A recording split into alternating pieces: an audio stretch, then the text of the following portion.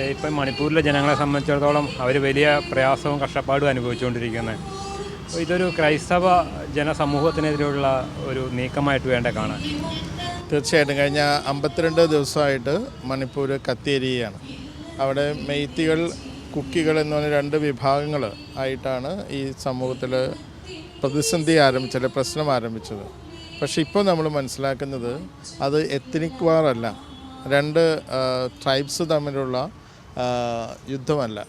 വാസ്തവത്തിൽ അത് ഭരിക്കുന്ന സർക്കാർ തന്നെ, കേന്ദ്ര സർക്കാരിൻ്റെയും സംസ്ഥാന സർക്കാരിൻ്റെയും ഒത്താശയോടുകൂടെ നിക്ഷിപ്ത താല്പര്യക്കാർ നടത്തുന്ന നിഗൂഢമായ പദ്ധതിയുടെ ഭാഗമായിട്ടാണ് ഇപ്പോൾ അവിടെ ഇങ്ങനെയുള്ള ഒരു വംശഹത്യ നടക്കുന്നത്. അവിടുത്തെ ക്രൈസ്തവർ, അത് മെയ്ത്തികളായാലും കുക്കികളായാലും ഒരുപോലെ തന്നെ ആക്രമിക്കപ്പെടുകയാണ്. അപ്പോൾ 2 ട്രൈബ്സും തമ്മിലുള്ള എത്നിക് വാറാണെങ്കിൽ അങ്ങനെ സംഭവിക്കാൻ പാടില്ല. ഇത് ഒരു മതവിഭാഗത്തെ മാത്രം കോൺസെൻട്രേറ്റ് ചെയ്തുകൊണ്ടുള്ള ഒരു മൃഗീയമായ വേട്ടയാടലാണ് നടക്കുന്നത്. ഇതിൻ്റെ പിന്നിൽ സർക്കാരുണ്ട് എന്ന് പറയാൻ നമ്മൾ നിർബന്ധിതരാകുന്നതിനുള്ള പ്രധാന കാരണം പ്രധാനമന്ത്രിയുടെ നിഗൂഢമായ മൗനമാണ്. 52 ദിവസം അവിടുത്തെ ഇന്ത്യയിലെ പൗരന്മാരാണ്, വളരെ മാന്യമായി ജീവിക്കാൻ അവകാശമുള്ള ഇന്ത്യയുടെ പൗരന്മാർ, ഈ ഭരണഘടന വിഭാവനം ചെയ്യുന്ന എല്ലാ പൗരസ്വാതന്ത്ര്യവും അവകാശമുള്ള പൗരന്മാരാണ് അവിടെ കൊല്ലപ്പെടുന്നത്. ഇങ്ങനെ കൊല്ലപ്പെടുന്ന പൗരന്മാരെക്കുറിച്ച് ഇന്ത്യ ഭരിക്കുന്ന പ്രധാനമന്ത്രിക്ക് ഒരു കൺസേണും ഇല്ല എന്ന് വരുന്നത് എന്തുമാത്രം ദ്രോഹമാണ് അദ്ദേഹം ഈ മഹാരാജ്യത്തോട് ചെയ്യുന്നതെന്ന് അദ്ദേഹത്തിന് മനസ്സിലാകുന്നില്ല. അദ്ദേഹം ഒരു പക്ക RSSകാരനാണ്.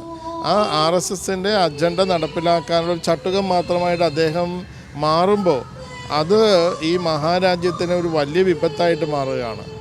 ഇവിടെ ഹൈന്ദവർ എല്ലാവരും RSSൻ്റെ ഒപ്പം നിൽക്കുന്നു എന്ന് നമ്മൾ വിചാരിക്കുന്നില്ല. പക്ഷേ RSSൻ്റെ കേഡർ സിസ്റ്റത്തിൽ കുറേയേറെ ഹൈന്ദവ മതസമൂഹങ്ങളിലെ പെട്ട ആളുകൾ അതിൻ്റെ ഭാഗമായിട്ട് തീരുന്നുണ്ട്. അത് ഈ മഹാരാജ്യത്തിൻ്റെ ഒരു മനോഹരമായ ചരിത്രത്തിന് കളങ്കം വരുത്തും. കാരണം ഇവിടുത്തെ ഹൈന്ദവ സമൂഹത്തിൻ്റെ ഏറ്റവും വലിയ സംസ്കാരം എന്ന് പറയുന്നത് തുറവിയാണ്. എല്ലാ വിഭാഗത്തിൽപ്പെട്ട ആളുകളെയും സ്വീകരിക്കാനും അവരെ സംരക്ഷിക്കുവാനും ഇന്നോളം ഇവിടുത്തെ ബഹുഭൂരിപക്ഷം വരുന്ന ഹൈന്ദവ സമൂഹം ചെയ്തിട്ടുള്ള ചരിത്രപരമായ ആ സാക്ഷ്യത്തിന് ഒരു എതിർസാക്ഷ്യമായിട്ട് മാറുകയാണ് ഇപ്പോൾ മണിപ്പൂർ നടക്കുന്ന ഈ വംശഹത്യ. അത് വളരെ നിർഭാഗ്യകരമായൊരു കാര്യമാണ്. അത് എത്രയും വേഗം ഭരണത്തിൻ്റെ അധികാരം ഉപയോഗിച്ചുകൊണ്ട്, സായുധ സേനയെ ഉപയോഗിച്ചുകൊണ്ട് അത് അടിച്ചമർത്തി ഇല്ലാതാക്കേണ്ട ഉത്തരവാദിത്വം പ്രധാനമന്ത്രിക്കുണ്ട്. അത് നിർബന്ധപൂർവ്വം ചെയ്യാൻ മുഖ്യമന്ത്രിയോട് ആവശ്യപ്പെടാനുള്ള ഉത്തരവാദിത്വം അദ്ദേഹത്തിനുണ്ട്. അത് ചെയ്യണമെന്ന് വിനയപൂർവ്വം അഭ്യർത്ഥിക്കുകയാണ്.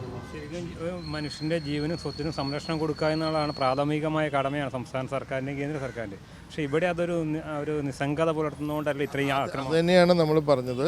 ഭരണഘടന വിഭാവനം ചെയ്യുന്ന പൗരസ്വാതന്ത്ര്യം, അത് വിശ്വാസം പ്രഘോഷിക്കാനായിട്ടുള്ള അവകാശമുണ്ട്, വിദ്യാഭ്യാസം നേടാനുള്ള അവകാശമുണ്ട്, അവൻ്റെ അഭിപ്രായ വ്യത്യാസങ്ങളെ പ്രകടിപ്പിക്കുവാനുള്ള അവകാശമുണ്ട്.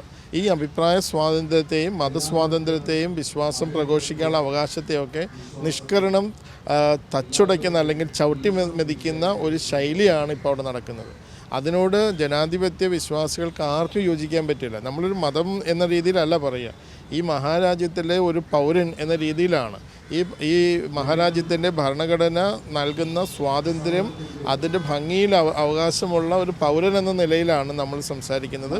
ഈ പൗരന്മാരുടെ ജന്മാവകാശത്തെ നിഹനിക്കുന്ന ഇത്തരം ദുഷ്പ്രവണതകൾക്കെതിരെ ഇവിടുത്തെ ജനാധിപത്യ വിശ്വാസികൾ ശക്തമായിട്ട് പ്രതികരിക്കണമെന്നാണ് രാഷ്ട്രീയ, മത, ജാതി ഭേദമന്യേ എല്ലാ ജനാധിപത്യ വിശ്വാസികളോട് അഭ്യർത്ഥിക്കാനുള്ളത്.